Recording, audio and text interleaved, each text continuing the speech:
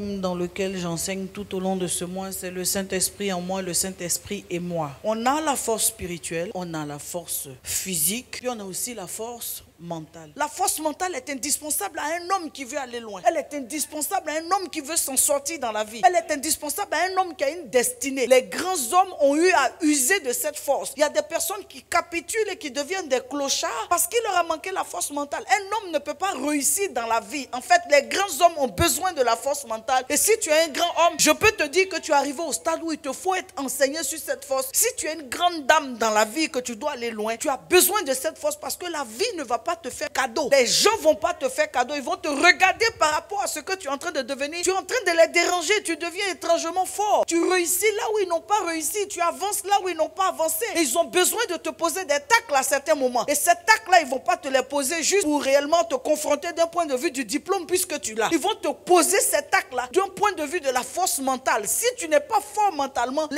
coups que tu reçois, les complots que tu reçois, les choses qui se passent devant toi, tu finis par craquer. Quelqu'un dit, aide-moi Seigneur. 2 Corinthiens 12, le verset 10. C'est pourquoi je me plais dans les faiblesses. Je me plais dans quoi? Dans les faiblesses. Dans les faiblesses. Mais les faiblesses, c'est même les moments de défi, les moments d'oppression, les moments de pression, les moments de manque, les moments de tentation, les moments de sensation ou sentiment d'être abandonné, que tout va mal. Je me plais dans les faiblesses. Il dit, quand je suis faible, c'est alors que je suis fort. Il y a un secours qui va venir. Il y a une contribution divine qui va venir. Il y a un appui surnaturel qui va venir. Avant que quelqu'un vienne t'encourager, il faudra que toi-même, tu aies été mentalement assez fort pour tenir. Donc, c'est un pacte de soi avec soi. Tu fais un pacte avec toi. Que quelles que soient les circonstances qui vont venir, je dois pouvoir me replonger sur moi et trouver de la force. Me replier sur moi et trouver du rebondissement. Dès l'instant où les défis se présentent, tu te donnes ce ordre à toi-même. Je ne dois pas baisser les bras. Je ne dois pas jeter l'éponge. Je ne dois pas capituler. Je ne dois pas renoncer. Je ne dois pas... Tu te parles à toi-même. Ça ne veut pas dire que tu n'as pas mal. Ça veut dire que tu as mal, mais tu insistes. Des gens sur lesquels l'avenir des autres compte. L'avenir des autres repose sur eux. Il suffit qu'ils triomphent pour que les autres aient triomphé. Il suffit qu'ils s'en sortent pour que les autres s'en soient sortis. Il suffit qu'ils arrivent pour que les autres aussi y arrivent. L'avenir de plusieurs repose sur eux. Et donc, il faut impérativement qu'ils soient forts. Est-ce que la force mentale, on en hérite? Non. On peut avoir des prédispositions à être courageux. Mais la force mentale se cultive. Il dit,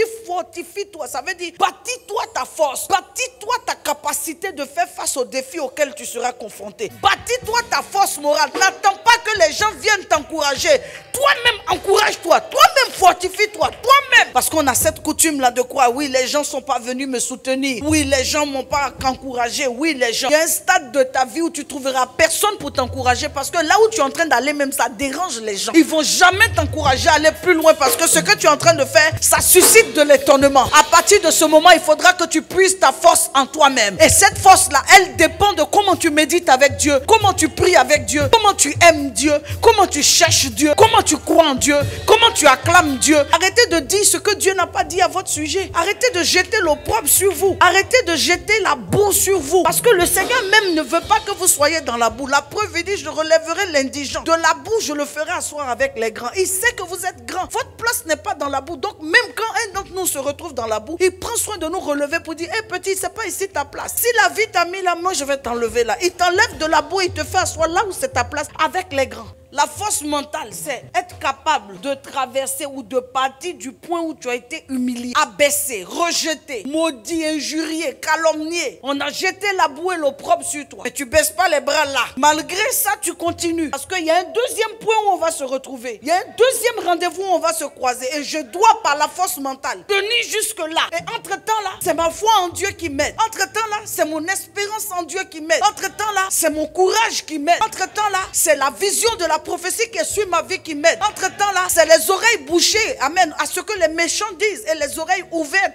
à ce que Dieu a dit sur moi qui m'aide. Entre-temps là, c'est la vision globale de ce que le Seigneur a prévu que je sois qui m'aide. Je ferme les yeux à tout ce qui ne m'arrange pas et je commence à voir ce qui m'arrange. Je commence à voir ce qui me soutient, ce qui m'encourage. Tu sais, la plupart des choses qu'on te dit sous-entendent le contraire. Quand on te dit ne crains point et ne t'effraie point, ça veut dire qu'il y a des choses qui font peur et il y a des choses qui effraient. Mais tu dois avoir une force mentale qui te permet de faire face à ça et de continuer ton chemin. Il dit alors tu prospéreras. Donc il y a la prospérité, il y a beaucoup de choses qui t'attendent devant. Pendant ce temps, des choses sont en train de t'effrayer maintenant. Il dit ne crains point et ne t'effraie pas parce qu'il y a des choses, amen, glorieuses qui t'attendent.